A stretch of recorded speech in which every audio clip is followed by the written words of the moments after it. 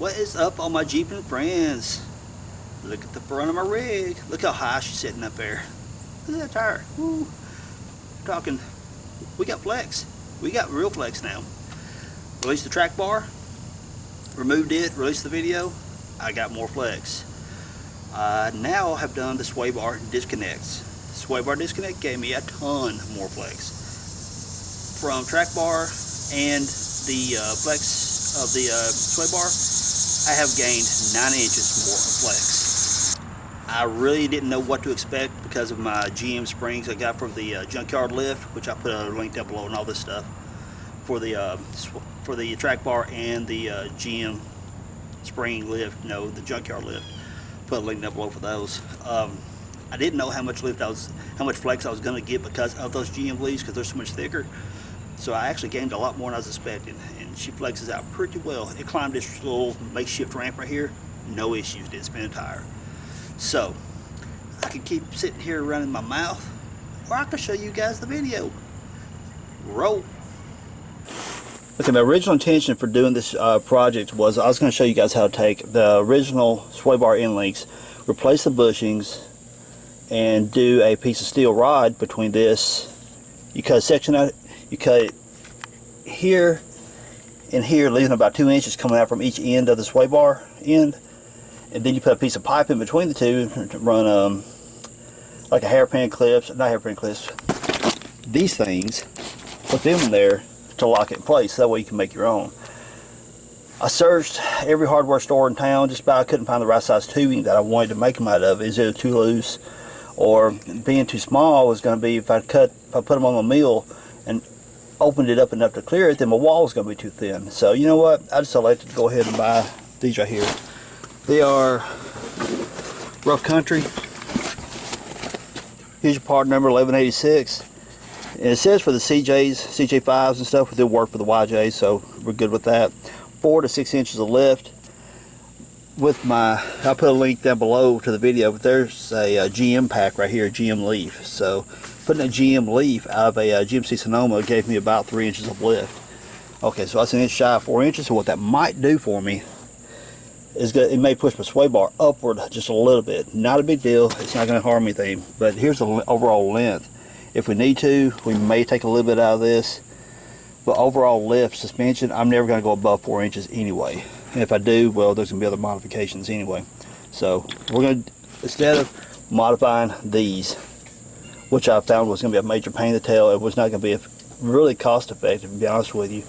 By the time you buy the bushings, go through the headache of changing all this out, and then making your tubing to fit. These were not very expensive. They were in the ballpark around 50-ish or so. I'll put a link in the description down below and over on the website so you guys can see how much they cost, and you can purchase your own set if you want. So anyway, there's pretty much the synopsis of how I elected to buy a set instead of making a set. It came out to be a lot less of a headache in the end. So enough of the gabbing. We're going to start pulling these babies off and put these babies in. Let's get to work.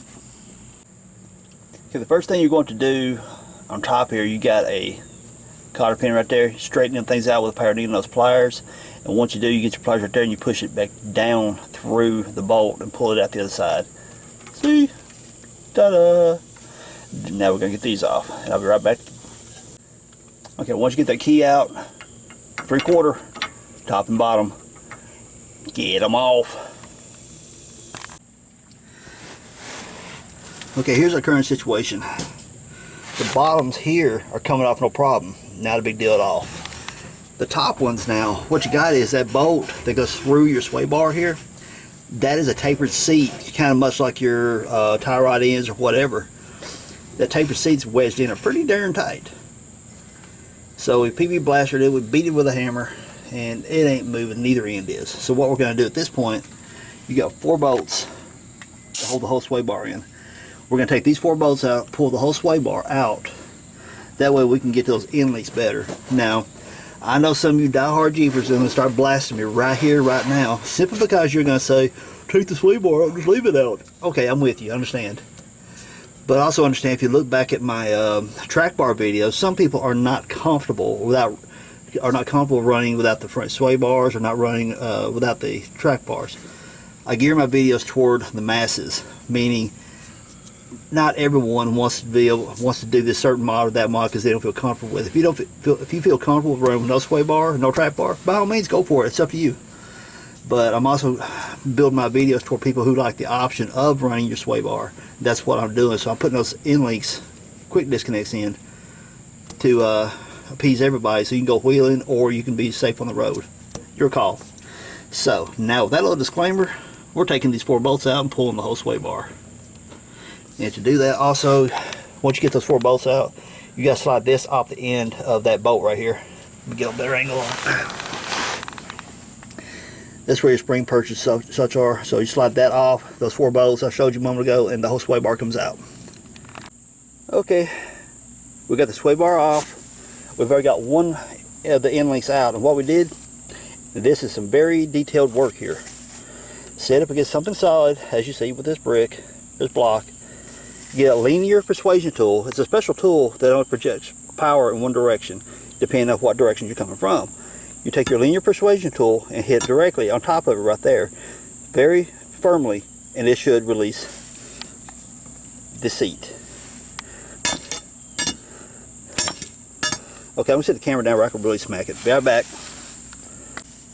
Okay, off camera, I used my linear persuasion tool. I smacked it about 3 times, very abruptly, and look what we got. She's loose. Now we just take that off.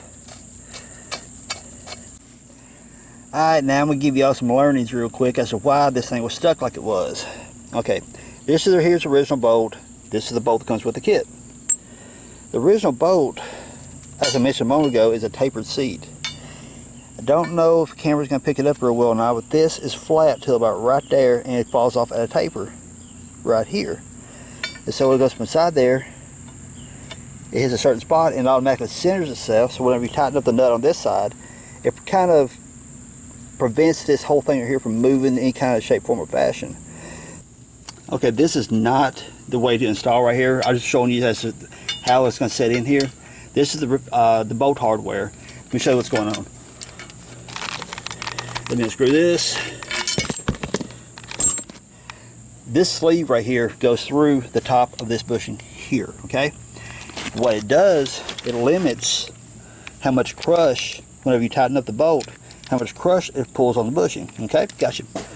Now, what people were doing, they were confusing the fact that thinking this sleeve goes all the way through the sway bar. It does not.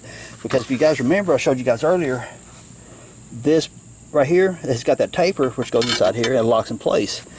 Now, if anybody gets a bright idea of using that, it'll work to an extent, but it's going to compress this bushing so much, you're going to limit a lot of your travel. And really, I don't recommend using these right here. I thought about it, even set up for it, but I changed my mind. So, that's out. We're going to press these in place into the bushings and use the proper hardware. So, we're about to reinstall. Okay, there's our little sleeves I showed you a moment ago. You press them in somewhat centered, but whenever you put it on the sway bar and you tighten everything down, it'll automatically center your bushing in place. So now what we're going to do, put the sway bar back in place.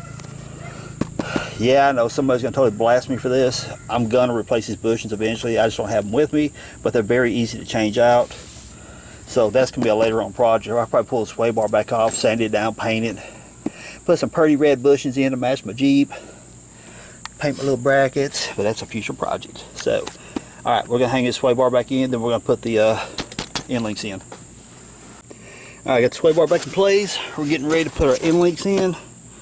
And I lost mine. There it is. Now, if you want to do it the hard way, you can go ahead and put them together and put them in, but that's kind of actually the hard way. So we're going to separate them. Probably put the lower one on first, which goes right here. So get you a little bit of wheel bearing grease or something like that.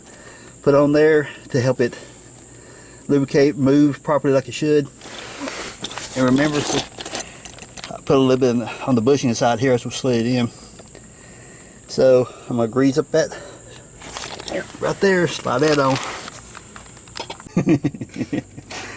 Alright, got the grease on there. Now these things are not just like, you got to put a little ump behind it and press them on there. After a while your threads start showing, you might press it back on with nut. All you gotta do is turn it. But just keep flexing and turning it as you work with it and push. They kind of work themselves right on. So now that you see how that works out, I'm going to actually use both hands to do this. I'll also notice, see this material? If you've got cardboard, miscellaneous cloth, whatever, use it under your rig or car, whatever it is you're working on. Especially if you're working in grass, because you drop a bolt or something like that, yeah, it disappears in the grass. But even if you're working on concrete, something like that, it helps things not to roll off and you're wondering, where the heck that 10mm socket go to? You know, the famous socket that always goes missing. So, there's your little hint. Alright, I'm going to free up my hand and push that thing on there. Okay, I've got it pushed on there, and a big trick that Wayne discovered on his side is if you take this thing right here, rotate it all the way down, push in hard like I said, and rotate it upward, that thing just about walks itself right on. So it was pretty easy. So now we're going to go ahead and put the nut on this end right here, get it locked down. Don't tighten anything yet until I say so. Because what you want, get the upper one on, lower one on, put the sleeve in place, get everything put in place as if you're going down the road, then you tighten your bolts, okay? So no tighty yet. Alright, let's see how coordinated I am. Joke. Okay, here's your sleeve. You're going to drop it down, and it brings it down to the lower one here. I'm hoping the viewfinder's seeing this. Okay, there we go. I see it. You see where it dropped down on there? Okay, he's already got his position over there because I'm fighting the camera. We've got this one right here in place. We take the bolt, feed it through here. It comes through the bar. Then put the nut on. Then we're going to tighten them babies up. But before I tighten it up, what you got to do, let me get the camera position so you guys can see this. Now right here is where that pin goes through. So I pick it up just enough that the hole lines up. Feed the pin through. And that puts everything in its position as to where you're running down the road. Now at this point you can go ahead and put your nuts on everything and lock everything in place. Now it's going to be a matter of choice. I think I'm going to flip this pin right here, run it to the inside. Why? I don't know, just make myself feel more warm and fuzzy by getting away from all the moving stuff. Not that it's going anywhere, but this is flipped to the inside also. Matter of preference, I guess. But anyway, at this point we got all the pins in place. We're going to go ahead and put the nuts on and tighten everything down. Alright everyone, I'm testing y'all. I'm testing you. I'm seeing how smart y'all are. Why am I saying that? Because see if y'all caught my mistake. Did you see what I did wrong? No? You sure? Alright. Put the bolt through a little bit prematurely. So I can take the nut back off. Pull the bolt.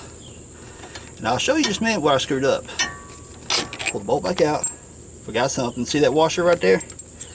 That washer has to go here. Give me a second, people. Washer goes through there,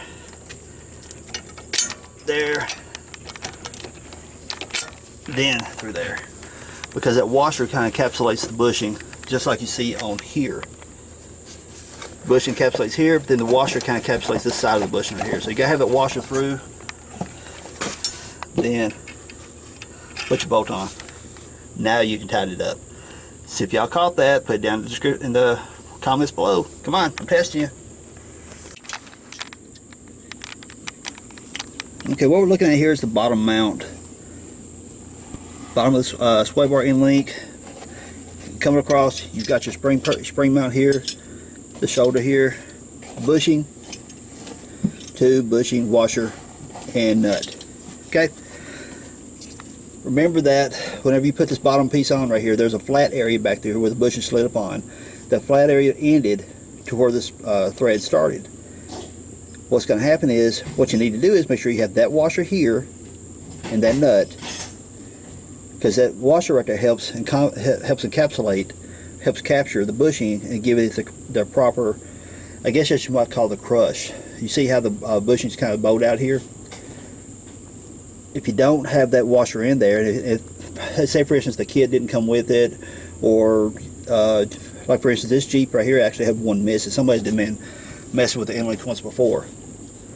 So if yours is missing, what you need to do is go to the hardware store and get one, just like what come with the kit, as you see here. So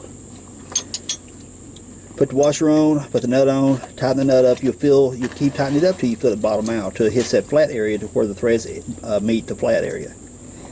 Tighten it up, and what we looked at here is about 30 pounds on this, which gave us the proper amount of bushing crush here. And you see how the bushing swelling and stuff like that. You don't want it to go too far, and then the bushing starts cutting over the washer, because then your bushing starts deteriorating, getting cut, and all that. Now let's go to the top mount.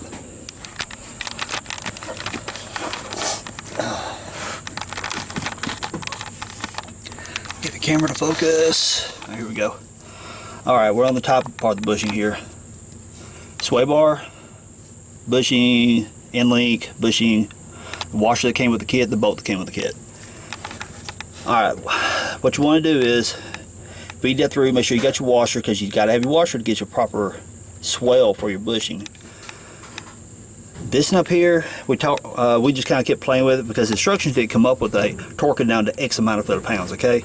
So what you got to watch is the proper amount of bushing swell. Too much swell, what happens, the bushing starts cutting over the washer, and it actually starts physically cutting the bushing and damaging it. That is a bad thing. So what we kept playing with the setting of the torque wrench, we ended up saying 15 pounds. That's okay, because some people might say, well, it's a little bit loose, but here, check this out. Your bolt here, and your nut over here, this nut is a lock nut. It has little divots inside of it, so as you tighten it down, it's actually kind of squeezing on the bolt, so to speak, so it can't back off. So 15 pounds was a good number for, one, the nut staying on, and two, getting the proper amount of the bushing swell here.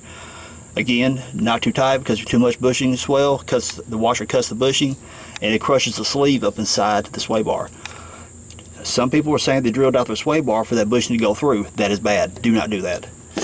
I'm sorry, people, I got like a stuffed up head today. Don't drill out your sway bars just so that bushing can go up inside there. It is not needed.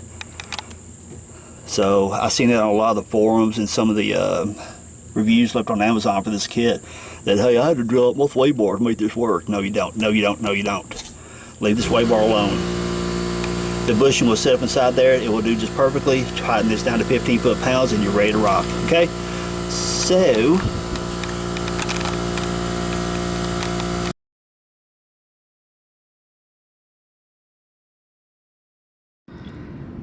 and once you get your pins and everything out, put them back in your tube so you don't lose them.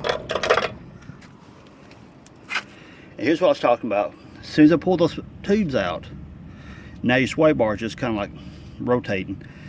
Now, if you had good tight bushings, like I do not here, the sway bar would be less likely to drop down, but it still will do it, so you want to tie it up. So what I'm going to do is, I've got some straps in my Jeep. I'm going to pick this up, and I'm going to strap this up to the frame. So, let me get the straps and tie it up. We'll roll again. Okay, I've got the sway bar tied up. I used one of my tie down straps here that I use for my soft top. Hold the sway bar up so it isn't hanging down here, bouncing down the suspension or anything like that while we're riding around. This one down here, don't worry about it. It's pretty solid, it's not going anywhere. This one here, of course, you want to make sure it stays up off the suspension. And so at this point, let's drive around.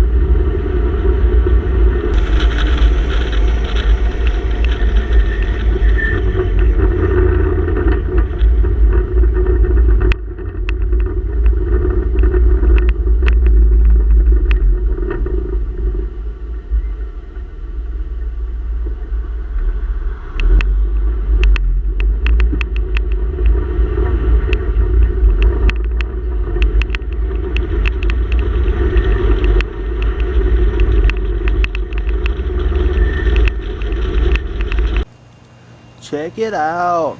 We got more articulation. Well, imagine that. I pulled my sway bars, disconnected them, and we have got much more front axle articulation. Notice the body line here. We got a little bit of lean on the body. But look at the axle. That front axle's got a lot more twist in it now, which is exactly what we was wanting for whenever you disconnect that front sway bar. That's what it allows you to do, is get more axle articulation. I don't know how many. I want to measure that here just a little bit, because honestly, I mean, I pulled it in low 4, crawled up on that, and that was nothing. That was so easy. I didn't bark a tire, didn't spin a tire, nothing. It was absolutely easy. So what I'm going to do, from the last time, I say last time I did this test, is that, when I say last time, is whenever I did the track bar mod, I did not have that 2x400. But I threw it underneath there and just said, I wonder. Now that I got more axle articulation, or should, I bet it'll climb another 2x by, you know, jacking it up by another 2x. It pulled up there like it was just, like I was on flat ground. No problem. So you know what I'm going to do? I think I'm going to back off. I'm going to stack another 2x on the bottom. What do you think? Let's do it. Check her out. We got some axle articulation going on. Check out the angle of the bumper here. We got a little bit of body lean. Check out that axle line. Boom. We got lots of drop here, good compression here. So eliminating that sway bar out of the equation really helped articulation a lot, which I knew it would. What I did was, I told you I was going to add one more. I went ahead and added 2 for the kicks and giggles, and yeah, it made a big difference. I have gained a lot of articulation from the very start. Start meaning whenever I started the track bar project, removing the track bar, I had 13.5 inches of rise from where the tire, let me come over here, where the tire touches in here, not here, but where the tire touches in here, from there to ground was 13.5 inches. Now I'm looking at 20.5 inches from the surface here to the ground after jacking all this right here up with, you know, stacks it with wood. So yes, good flex. I've got a compression here. Looks like I'm just about bump stops on my frame here. On the axle, you see the bump stop right there. See, it looks like I've got half inch, maybe a little bit more. Okay, how much have I got going on here? I've got about another, I don't know, 3 inches or so before I get into my fenders here, into the middle part of the fenders. So my bump stop is going to stop my tire before I get into the fender, so that's good. What we got over here, plenty of stretch. Yeah, the shocks are stretched on out there, which is a good thing. Not sure how much travel those things have. As far as I know, they're the stock size shocks. So we got a good stretch on the shocks. See what we got going on in the back. The tire tuck. We get down here. And by the way, I do have this thing. See right there? Safety. Okay, check it out. Get over here. See, there's the bump stop. There's the axle. Now, before I did the front sway bar, okay, that was just a track bar.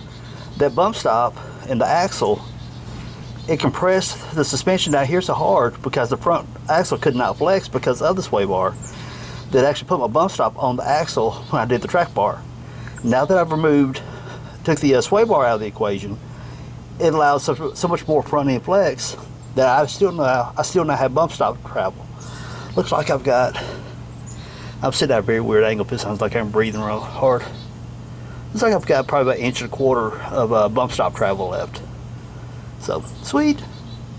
So that almost means I've got more. Maybe I can jack it, ramp up a little bit more. Maybe.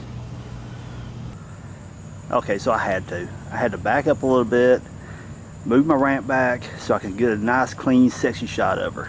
What I need to do is go find me a big old stump or a big old rock to climb up on top of. That'd be really cool. But yeah, I am totally happy with this, the track bar and the flex I gained from removing the sway bar. I didn't remove the sway bar because you can see it right there. The disconnects are right there. There's part of it, and right there's the other part. Didn't remove the sway bar. I want to keep the sway bar, but I am going to run my disconnects. So yeah, killer flex. 9 inches more flex by removing the track bar and disconnecting the sway bar. Awesome. Now I say 9 inches because this ramp right here, it's got the block under it now. I started out like 13.5, and yeah, I just kept lifting. I honestly think I could almost do another 2 before laying down right there, another 1.5 inches more. I almost be able to pull it off, but my back tire is just to the point it's starting to get light right now. So let's go try something. I'm gonna put my hand right here on the tub, and I've got a Scotch bracket in the back, so I shouldn't go nowhere. Let's see if that tire moves. Wow, I really got to make it move. I really got to lift the tub before I think it does anything. There it goes a little bit. So I actually think I've got just a little bit more, but not by a whole lot. But here we go. Da-da-da, sexy shot. Anyway, enough playtime. That's just cool. What's up, all my Jeeping friends? Did you like that video? You did? Sweet. Hit that thumbs up down below. And okay, tell you what, before we get into the whole like this and comments and blah blah blah blah blah, let's have a little bit of discussion about suspension mods, okay? When I released the track bar video, I realized there's a lot of pros and cons. I want to do this, but I don't know what to do, or don't know if I should. I understand, okay? If you're not comfortable with taking out the track bar, don't do it. It's very simple. I mean, you can go down to the auto parts store, buy you a new track bar, bolt it on, and the world is all good. As far as the sway bar, again, some people want to remove them, some people don't. Again, that is your choice. The beauty of building Jeeps, hot rods, street rods, rat rods, love rat rods. Rat rod's the only thing I haven't built yet. One of these days I'll get to build me a rat rod. But anyway, the beauty of building cars, trucks, Jeeps, whatever, is that you get to put your signature to it, okay? Just because Mr. Whoever did this modification to their rig doesn't mean you got to do that modification to your rig, you know?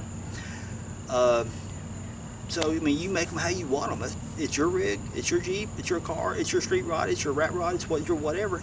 Do your thing, okay? So, if you're comfortable with removing the track bar, by all means, go for it. If you're not comfortable, don't. Me personally, okay? Me personally. Track bar will never go back on my suspension. I have had 0 issues running without a track bar. I don't feel like it changed the drivability of the Jeep at all. The one thing that it did change, it was a positive thing because it rides smoother. Now sway bar, I did not go with the option of completely removing it because I want my sway bar. Here's why. For one, by doing the sway bar in-link disconnects, the discos, I got the option of running the sway bar on the street, or if I want to disconnect them for the trails, I can do that too, or for the rocks or whatever I'm playing on. I got options. For the road, I discovered whenever I was doing my little test drive and I was hitting some of those curves and stuff, you know, that the front end did feel more loose. It didn't feel as controlled with the sway bar disconnected. Now, did I ever get scared? And, oh my gosh, I'm gonna roll over. I'm gonna drive off into the ditch because it feels sloppy. No, it was never that bad. But could I feel the difference? Yes, I could. So again, that's one of those mods, totally your call. If you'd like to get out wheel, have a good time, do the sway bar disconnects, because then you got a choice. You can leave them connected for the roads, disconnect them for the trails. Straight up simple. So, with all that good stuff being said, again, if you've liked that video, hit that thumbs up down below for me, please. And comment if you've got anything you want to discuss. Throw that comment down there, because I reply back to when YouTube comments is working correctly, I respond back to comments. Because I love chatting back with you guys. But also we get other subscribers that are ringing in, giving their suggestions and their advice, and that is awesome, because then these YouTube videos become a community discussion. We help each other. It's not just me throwing videos out for you guys to see. It's about everybody coming together as a community and helping each other, okay? So everyone comment, give positive advice, helpful advice to help everyone out. That is awesome. And once you do that, share these videos. Share them to your Facebook, share them to your Twitter, share them to wherever it is you can share them to. Because when you're spreading information, you're helping people. And it only takes but a moment. Also, subscribe if you haven't. Hit that subscribe button so whenever I release these videos, you will be notified saying, yo, Power Addicts, Chuck has released another video. I got to check it out. So I've got one video coming up. It's going to be probably released right after this one. That I did a seat mod. I have new seats in my Jeep. You can't see them. If you want to see them, you got to watch the video, okay? I'm not going to show them to you just yet. So you got to watch the video, but whenever you subscribe, you'll get notified saying, hey, Chuck has released a video. I got to check this out. So subscribe. So also don't forget to check out www.fixjeeps.com. This video and other ones land on that website and you go check it out. And it's got lots of great Jeeping information on it. So everyone, subscribe if you haven't, thumbs up, and comment some educational, helpful comments or questions or whatever. But most of all, I want everyone out there in YouTube land to have a great day. Peace out. Later, y'all.